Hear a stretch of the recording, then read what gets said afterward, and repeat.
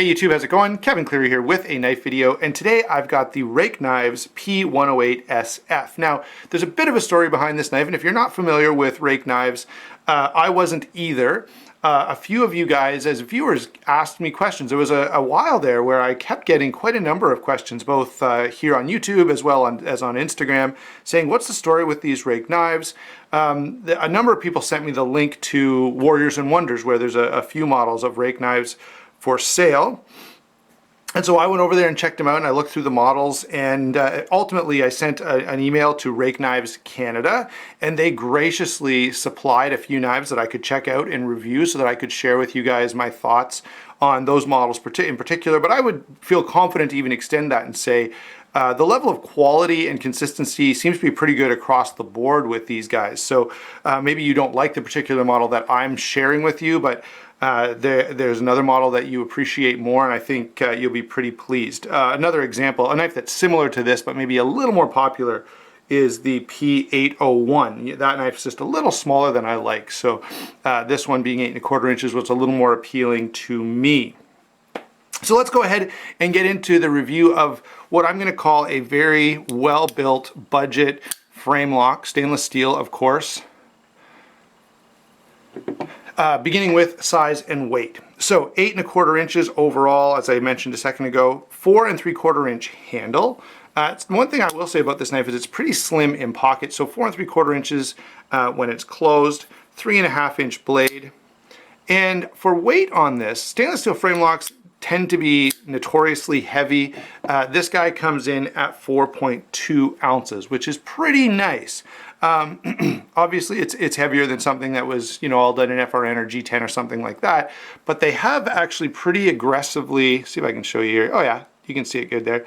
See how they've milled out the handles on both sides, by the way, which is nice to see, to save some weight. And so they've done a really good job of getting this down to a weight that's pretty comfortable, making this a knife that carries in a way that you really don't even know you're carrying a knife. Starting off with the blade in terms of features, we have a very slim blade with that nice top swedge. It almost gives the illusion that this is like a Persian style sort of, trailing point, but in fact it's really just a standard blade shape. This is perfectly flat. Nice and thin. Now, one challenge that sometimes comes with a really thin blade is, there's not enough distance to get a good thin grind behind, or a good thin edge here, because this grind just doesn't have enough distance, but this is really well done. This is nice and thin. 14C28N is pretty well my favorite budget steel. My experience has been that it performs much better than, the AUS8s or the 8CR13 MOV. I don't know why I couldn't think of that right then.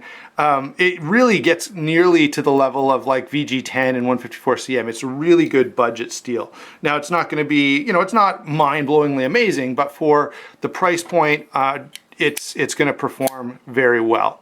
Okay, nice satin finish on the blade, which I do appreciate.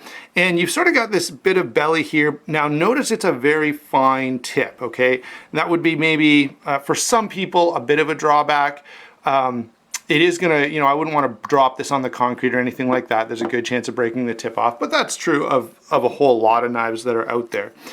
So in terms of blade shape, blade use, functionality, this is a great knife. There's lots of edge there per size of knife. 3.5 inches for a knife that's only 4 3/4 overall. So I've got to say that the blade, even though it's a little thin, it doesn't allow for as much belly as I usually like, is very, very functional and is going to work great as your typical EDC blade, opening packages, cutting fruit, whatever else you may have to do with it. This blade is going to do quite well. Lockup and deployment on this guy is, of course, you've already noticed that it's a stainless steel frame lock. It does have this secondary lock that literally I don't use. It just sits there. So essentially for me it's a design element rather than a functional element. And that's usually the way I feel about secondary locks. The tension on the lock bar is set really well, so that it's comfortable. There's a little bit of jimping here, which is not too sharp. It just grabs your finger enough that you can get the lock to actuate pretty easily and comfortably. It is on a ball bearing pivot, which means it functions really, really well. Really good detent. And again, we've had this discussion lots of times before, but my measurement of detent is when I flip the knife, right, does it reliably flip out? And this actually does a little better than that. When this detent breaks, it actually flips out with a good amount of authority, which is appreciated. So they've done a good job on the detent. It is a ball bearing pivot, which is nice at this price point. Not necessary, but certainly nice. And the lockup is pretty, well, not pretty, it's very solid. So that's one of the things at this price point. Flippers aren't always amazing, and I've had a few budget flippers that don't flip all that well. Certainly that's not the case with this one. It works really, really well and locks up nice and securely. In terms of the handle, you've got stainless steel with a stonewash on it, and the stonewash finish does create a bit of texturing so that you get a little more retention. The one thing I will say about this handle is it's a little odd for me. This side looks very sort of minimalist and just kind of this cool sort of design where, you know, they've kind of tried to make this a very classy knife. If you flip it over, it gets a little busy on this side. So it somehow feels like there's a bit of a disconnect between the two sides. This side obviously has a whole lot going on. This button on the pocket clip, I'm sure not everyone will like that. I'm not sure, but it may be possible that this clip could be switched out with the clip on the P801. I'm not 100% sure of that, but it certainly would simplify this a little bit. And if you're not a huge fan of that button, I don't know what else to call it other than a button, that might be a solution for you. It is a deep carry clip. It goes in and out of pocket really well. I'm just not exactly sure about how I feel on the aesthetics of it. In hand, very comfortable, not super hand filling. It's a pretty slim design, sort of puts me in mind of something like the Benchmade 940 knives of that sort of ilk, where the handle is very slim and small. And it's a very Quaken style blade where the blade just disappears into the handle, which does make it really slim. But I know not everyone is going to be into that. In terms of being hand filling, it's not super hand filling, but it is pretty comfortable. I would appreciate some jimping right back here. There's nothing, and it does feel, my thumb just does not feel very secure. Overall, yeah, I feel really confident when I'm holding the knife that I'm not going to drop it or lose it, or my hand's not going to ride up onto the blade or anything. But there's not much going on for my thumb back here, and I would have appreciated something by way of some jimping or a spot. Even if this swedge was just extended out this way a little bit to give me a flat portion of blade that I could put my thumb on, it would have been appreciated. Again, there are a lot of knives that don't do that, but I tend to notice when they do. Well, and in fact, in this case, I'm noticing when they don't. I do prefer a little spot for my thumb or something to kind of secure it just a little. Overall, well-constructed handle. Now, I should have mentioned aluminum backspacer here, and it's a full backspacer. Some of the advertising on these guys shows this as blue, and I actually feel like that would have tied the knife together a little bit nicer. But it's black, and they're all black, so you're not going to get a blue one. It was just a mistake in the marketing material that they put out. Let's go ahead now and get to some comparisons. This is a knife that I think competes really, really well. It's well built, reasonably well priced. So let's go ahead and get some knives out that maybe are similar, at least in price point. Here is a real steel knife. This is the H6 Elegance, of course. Probably most of you are familiar with it. Obviously a little bit different. Around the same price point. This is going to be G10 with a liner lock. Same steel though, 14C28N. Similar size. This one's a little heavier, which is going to be a small point of detraction for it, but it's going to be a little more hand filling for you, and it does have that jimping on the back spine. So that may be a determining factor for you. Let's go ahead and grab another budget flipper. This is the new for this year, CRKT Hijinks. I guess this is sort of a reissuing of the original model. And this is an example of a budget flipper that does not flip as well as this one, okay? It flips, but I've got to be pretty intentional about it to get it to flip consistently, and I'll mention that in the full review of this knife, but I think it's a fair comparison. They're priced similarly. Of course, the steel on the rake knife is much, much better. I would say that the steel on this is you know what, in my own testing, it's been comparable to HCR13 MOV, and it's holding up okay. I'll again have more to say about that in the full review. What else have we got here? Hard to talk about any budget knife without at least bringing out a Rat Model 1. This one happens to be in D2, which is going to be a better steel, but the design is of course quite different. So someone who finds this knife really appealing, maybe they don't like the Rat 1 at all. There are quite a few differences to this, other than, you know, the Rat 1 is a very good budget knife, and a lot of people are familiar with it, so it should give you an idea of what you're getting in terms of size. Okay, notice the blade length is about the same, just the handle is a bit bigger, and people have mentioned that the Rat 1 doesn't have the greatest blade to handle ratio. What else have I got here?